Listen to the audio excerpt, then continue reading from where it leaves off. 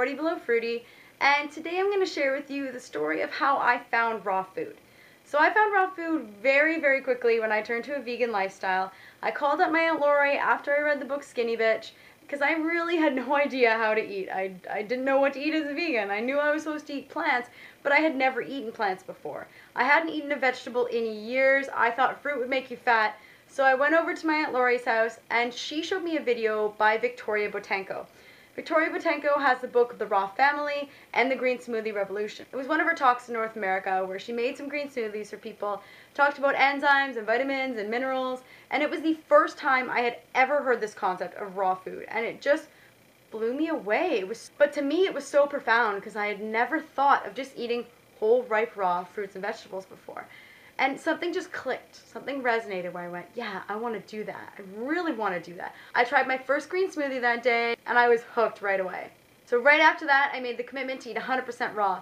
It didn't really work out that well because I went out and I read every book I could find on raw food, but it was all about high-fat raw. So I unknowingly made a full cheesecake to myself, an 8 or 9 inch cheesecake, and ate the whole thing in 2 days because I thought, this is healthy, this is raw food, this is the way I'm supposed to be eating. And of course it made me feel like crap. I felt lethargic and heavy and really unhappy with myself after eating it. So I joined a community online called Raw Foo, and I struggled so much because I was dealing with cravings and addiction and binging were my 3 top problems when I switched to a raw food diet.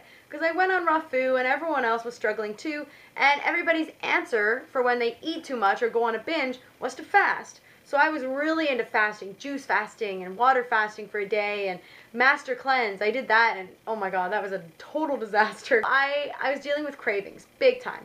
I would have my green smoothie in the morning and I knew nothing about food combining, so I just threw everything in. I threw kiwis, bananas, dates, grapes, apples, oranges, strawberries, blueberries, and water, and I'd blend it all up with kale or something, and it was never really tasted that good, but I thought that you're supposed to mix as many things in as possible to get all the nutrition. Then I'd come home and I'd be so hungry at lunchtime from school, and I would eat a whole bag of corn chips, salted corn chips, and I was so addicted to the salty taste that I couldn't control myself. But I felt so guilty after eating them because I knew they weren't healthy and I knew they weren't raw. So then I tried to rectify the situation by having raw pasta for lunch. And that all I did was slice beets really thinly, kind of like beet ravioli, and stuff it with cashew cheese. And then have a big chunk of cashew cheese on the side because I thought that was really healthy for me.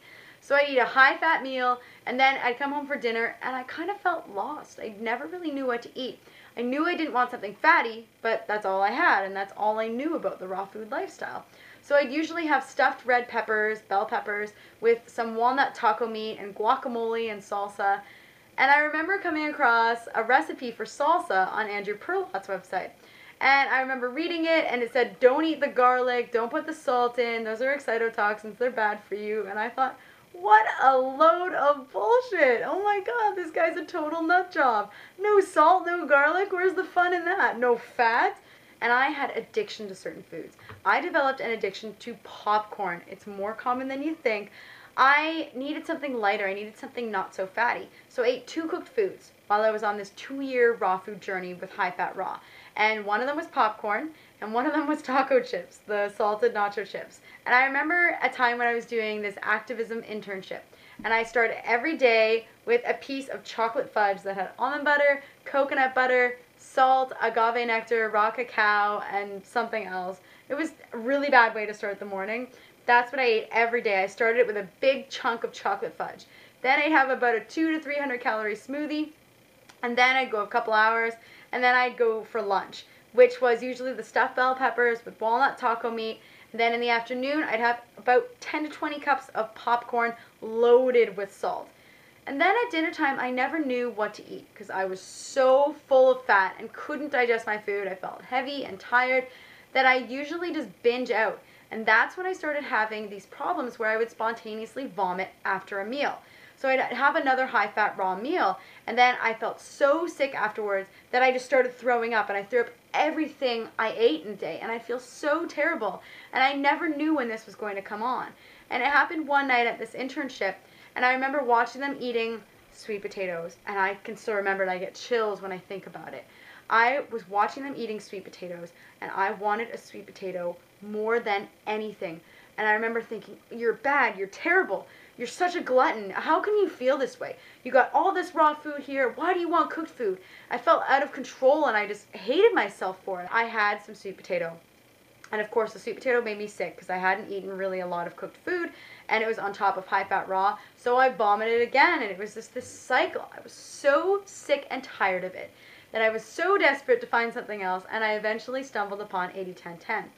But during this time that I ate high-fat raw, I dealt with the cravings, the addiction, the binging, the lack of support, because all the people I knew who were doing raw food were doing high-fat, and they were all failing too. I'm going to do another video soon about how I overcame these things and how you can overcome them too, because they're common problems when people first switch to a raw food diet of any kind. You all know the story does have a happy ending, but I did live for 2 years eating a high-fat raw diet, and it was very difficult because it's not the natural diet for humans.